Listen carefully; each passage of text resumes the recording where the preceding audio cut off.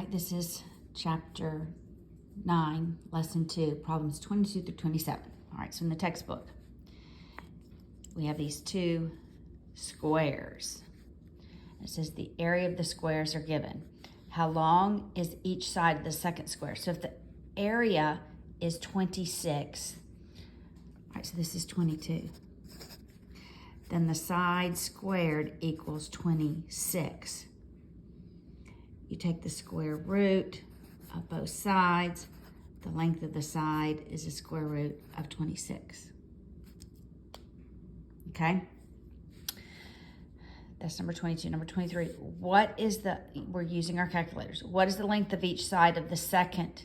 No, is the length of each side of the second square 26? Well, if the length of the side is the square root of 26, we'll stay right here.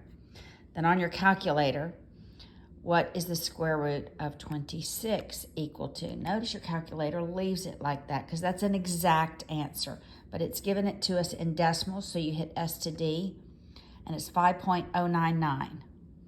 So is the length 5.099?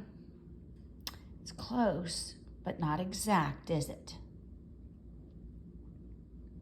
What is the exact area of a square whose sides are 5.099? All right, well, how do we figure out the area of a square? It's the side squared.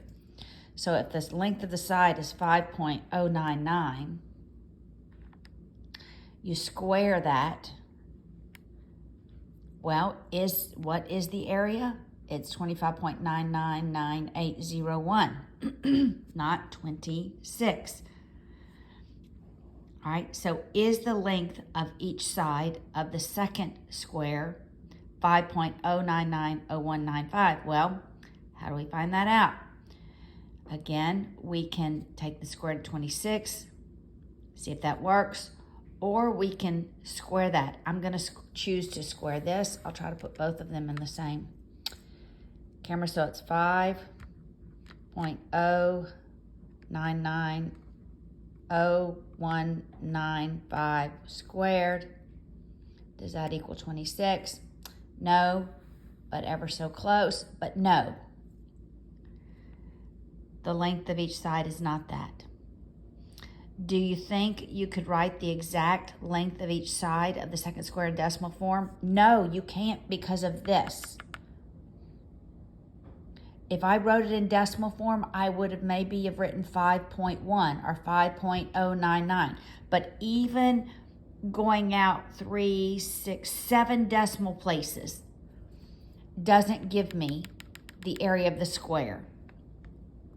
So what kind of number is the length of each side of the second square? It's a radical number. The length of each side of the square is the square root of 26. It is a radical number. That is an important concept in your higher level maths. Exactness and not rounding to decimals.